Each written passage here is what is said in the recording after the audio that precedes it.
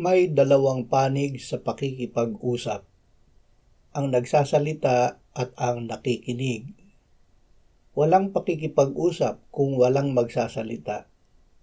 Wala ring pakikipag-usap kahit may nagsasalita kung walang nakikinig. Ang Diyos ay persona. Siya ay may kalooban, isip, kaalaman, kaunawaan, karunungan at damdamin. Likha sa Kanya na ipaalam ang mga ito sa paraan ng pakikipag-usap. Ang Diyos ay nagsalita sa anak nang siya ay bautismuhan ni Juan Bautista sa Jordan. Bumaba ang Espiritu Santo sa anak sa anyo ng isang kalapati at nagsalita ang Ama, "Ito ang aking anak na lubos kong kinalulugdan." Nagsalita ang anak nang hingin niya sa Ama ang Espiritu Santo na ibigay sa kanyang mga alagad.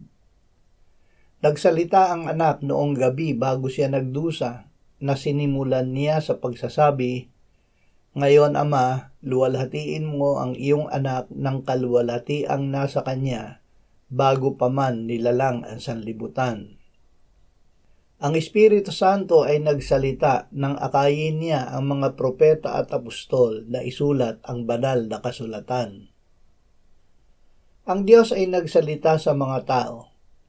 Noong unang panahon, ang Diyos ay nagsalita sa ating mga ninuno sa iba't ibang panahon at sa iba't ibang paraan sa pamamagitan ng mga propeta. Subalit sa mga huling araw na ito ay nagsalita siya sa atin sa pamamagitan ng anak. Ang tao ay nagsasalita sa kapwa-tao. Ang mga propeta at ang anak ng Diyos ay nagsalita sa tao at ang kanilang sinabi ay nasulat sa banal na kasulatan. Kaya't ang lahat ng banal na kasulatan ay naglalaman ng salita ng Ama, Anak at Espiritu Santo. Ito ay kinasihan ng Diyos. Ang tao ay nagsasalita sa Diyos sa pamamagitan ng panalangin. Huwag kayong mabalisa sa anumang bagay, kundi sa lahat ng mga bagay, sa pamamagitan ng panalangin at pagsamo na may pagpapasalamat, ay ipaalam ninyo ang inyong mga kahilingan sa Diyos. Itinuturo sa atin ng Diyos kung paano tayo magsasalita, sa Diyos man o sa tao. Narito ang ilan. Makinig muna bago magsalita. Ang sumasagot bago pa man makinig, ito ay kahangalan at sa kanya ay kahihiyan. Maging mabilis sa pakikinig at maging marahan sa pagsasalita.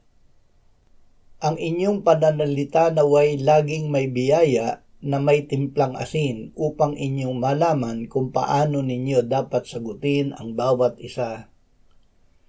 Ang pananalita natin ay may biyaya kung ang ating isinasabibig ay ang pananampalataya na nasa ating puso, bunga ng ating pakikinig ng salita ng Diyos. Nang tayo ay sumampalataya sa ating puso na si Jesus ay binuhay na muli ng Ama, at ating isinabibig na siya ay ating Panginoon, ang biyaya ng kaligtasan ay tinanggap natin. Si Jesus ay nagsimulang manahan sa atin sa pamamagitan ng Espiritu Santo. Ang ating pananalita ay may timplang asin kapag ipinapahayag natin ang ating pananampalataya sa Diyos upang matikman ng nakikinig na ang Diyos ay mabuti. O inyong tikman at tingnan na mabuti ang Panginoon.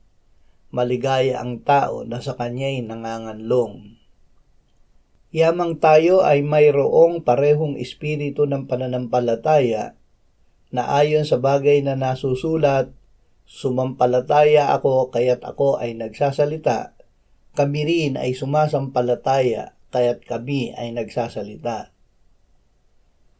Maipamumuhay natin ang aral na ito sa paraan ng pagpapakababa at pagsusuko ng buong pagkatao sa Panginoong Hesukristo.